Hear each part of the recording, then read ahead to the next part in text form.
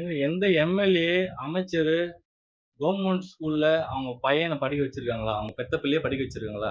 ஏங்க area councillor கூட அவங்க பெத்த புள்ளைய வந்து மெட்ரிகுலேஷன் தான் படிக்க வைப்பான். இங்கிலீஷ் மீடியம் தான் படிக்க வைப்பான். எவனும் கவர்மெண்ட் ஸ்கூல்ல படிக்க வைக்க மாட்டான்.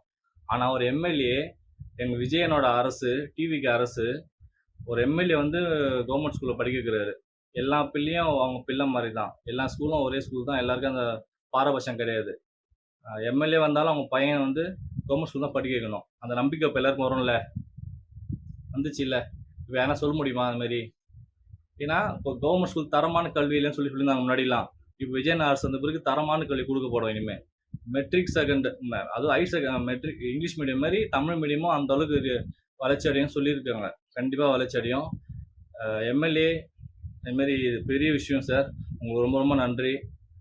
இது பெரிய இன்ஸ்பிரேஷன் எல்லாருக்குமே. கண்டிப்பா கவர்மெண்ட் ஸ்கூல் இனிமே மேலும் மேலும் வளர்ந்து பெரிய பெரிய அதில படிச்சிருந்த எல்லாமே பெரிய பெரிய ஆளாகவும் நம்பிக்கை இருக்கு. டிவிகே அரசுக்கும் விஜயண்ணாவுக்கும் ரொம்ப ரொம்ப நன்றி. நீங்க நல்லா ஆட்சி பண்ணுவீங்கன்னு நம்பிக்கை வந்துச்சு எங்களுக்கு. நல்லது பண்ணுவீங்க எனக்கு நம்பிக்கை தெரியும். எதிர்க்கட்சிங்க பேசலாம் அது நான் காது குடுத்து வாங்க மாட்டோம். நாங்களும் மக்களும் காது குடுத்து வாங்க மாட்டோம். கண்டிப்பா நீங்க நல்லது பண்ணுவீங்கன்னு நம்பிக்கை வந்துச்சு. ரொம்ப ரொம்ப நன்றிண்ணே.